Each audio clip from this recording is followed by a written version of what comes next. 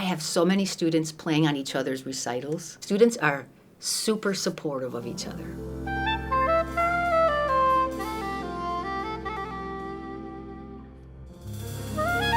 My students that come in, we have the BMA program, and we have students that are studying under the Jazz Emphasis program.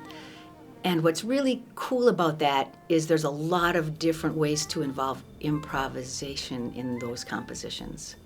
So some students want to explore like creating just a simple melody. They bring it into their combo, and then that is sort of expanded upon by the group. And some students in the jazz composition program want to create through composed music that is very, very determined kind of ahead of time. But one common thread that's really, really interesting about jazz composition is that it always involves some kind of improvisation. I've gotten very interested in collaborative work with my students, in meeting them where they are and what they're writing, what they're creating, whether it's an electronic piece or a big band chart or a piece for their recital, finding out what it is they want to do and then helping them discover the tools to make that happen. So in our lessons, students will bring in some ideas. We try to set some parameters first, because I think composition can be really intimidating if you come in with a piece of paper or a computer or something and be like, I'm gonna create something without a concept of where it's going to be played, who's going to play it, how much time do you need. It sounds very practical, but sometimes a few limitations are a really good thing. We'll do a lot of score study if it's through composed music.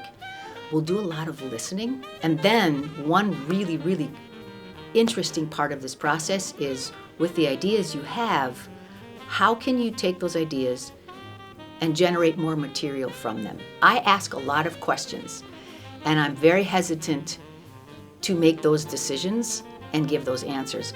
My job is to help show them the tools to develop their music, make these decisions, look at the possibilities, but ultimately it's their decision. So I have the utmost respect for that part of the creative process. I love meeting with prospective students and seeing what kind of music they're creating. And I'm finding that music is being created in so many different ways. So students will send me electronic music projects. They'll send me stuff on Bandcamp. They'll send me through composed scores. They'll send me just recordings where they haven't written anything down. And what I look for when I'm looking at this material, meeting with the students, is really a sense of curiosity and an openness to exploring a lot of different kinds of music. For jazz ensemble, I love working with Jose. We each direct a large jazz ensemble, and we meet in the summer. We decide kind of what some of the themes of the concerts will be. So we've done like historical concerts.